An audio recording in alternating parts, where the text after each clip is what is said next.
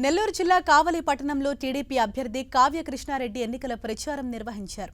కావలి మున్సిపాలిటీలోని పలు వార్డుల్లో పర్యటించారు. తమ వార్డులకు వచ్చిన కావ్య కృష్ణారెడ్డికి మహిళలు హారతులు పట్టి స్వాగతం పలికారు. ఈ సందర్భంగా రాష్ట్రంలో చంద్రబాబు సీఎం అయితేనే అభివృద్ధి సాధ్యమన్నారు కావ్య కృష్ణారెడ్డి.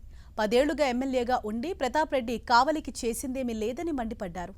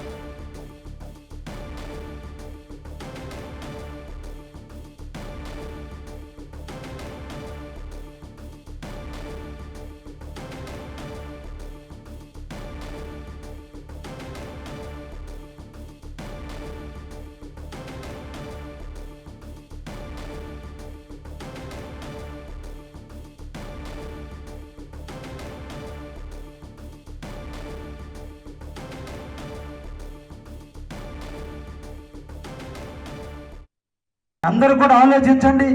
గత 10 సంవత్సరాలుగా ప్రతాప్ కుమార్ రెడ్డి ప్రాంతానికి కానీ మన కావలికి కానీ ఏమన్నా ఒక్క కార్యక్రమం చేశాడా? పేదల కోసం, బడుగు బలహీన వర్గాల కోసం ఏమన్నా కార్యక్రమాలు చేశారా? రోడ్లు వేసారా? డ్రైన్లు కట్టారా? కాలనీలు ఇచ్చారా?